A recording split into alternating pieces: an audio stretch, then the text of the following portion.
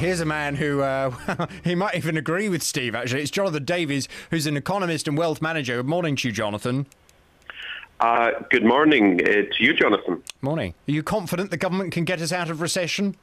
No government can get us out of recession. The previous government and the current government have created a situation where in the UK we have about the highest level of debt on the planet, 9 times the size of the economy. One political side says we need growth. The other political side says we're trying to get growth. Neither are being genuine because they know, they're not stupid. They know you cannot block capitals, get growth in that backdrop. It is not possible. On top of that, never mind the fact that we are up to here in debt. I'm talking household debt, corporate debt, government debt. Never mind that. Just simply the fact that we are an open society and economy, thank God, and the rest of the world is in recession or depression. China, Japan, most of the EU, America in recession. There is no way that any UK government can get us out of recession with those two issues. And I must respond to what you said to the previous caller. I thought you might. Laughed at the guy, and actually he had it right, but he couldn't express himself particularly well. The reality, Jonathan, is that successive government policies have been to get people and businesses into debt and then to support the bankers who loaned all those reckless loans. What we need is a radical shift. We need to reduce the cost of living.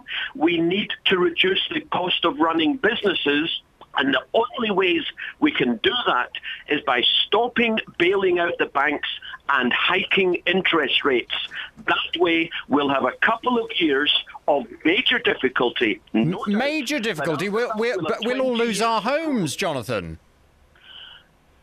They're going to lose their homes anyway, Jonathan. That's what? The point. There'll be people, but Jonathan, there'll be people listening to my programme now, just ordinary families who are working as hard as they can, who are making enough money to just about afford their bills and their mortgages, and you're saying, well, they'll lose their houses anyway. They don't have to lose their houses, do they? And that's the point. Putting up interest rates will put all those people out of a home. Either they lose the homes over the next couple of years, or they lose it over a generation and they will never get them back again because we will not have any economic growth for 20 or 30 years. We are seeing, although recently employment has been slightly positive, we've seen that. Incomes haven't, because what's happening is that there's a shift from good earning jobs to part-time jobs or lower earning activities. Thus, even though people have still got high debts, actually, for the rump of people, their incomes are falling.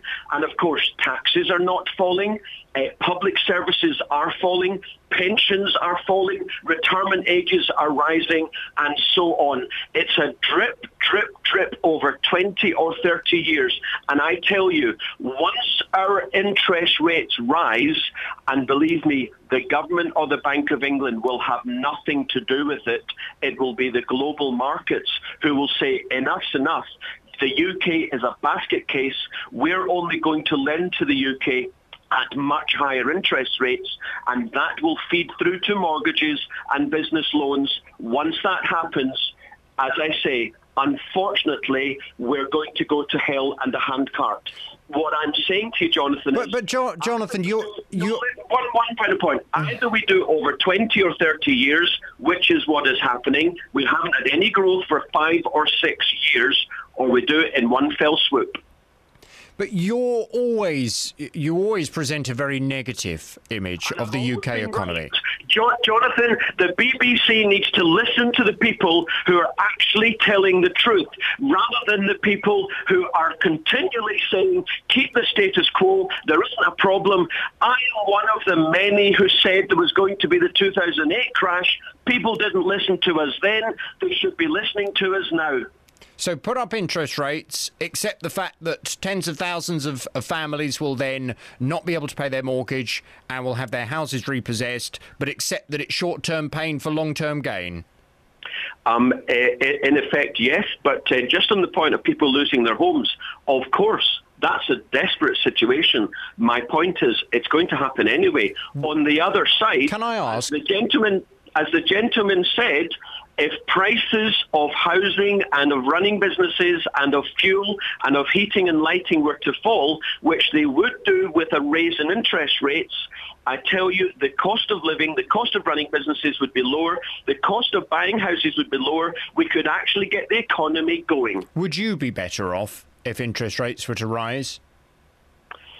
Me personally? Yes. What's your point? I just wondered. I wondered where you're because for most of the rest of us, Jonathan, the reason you just asked me a question, I'm going to answer it. The reason why for most of us, we would be very worried about what you've suggested. No, that's not true. Those of you who are massively up to date, I don't know your position. I'm not going to ask it. Well, I have a mortgage. I have a mortgage. Those of you who are up to massive debt, you would be in a great difficult position, no doubt. But the others who have been prudent, who have been saving, who have not got into the debt hype, or those who've been very much better off, or those who've been lucky because of the generation in which they were born. The lucky ones are the people who were born from the 40s and 50s and 60s. The unlucky ones are the people who've been born since then. Jonathan Davies, thank you very much indeed.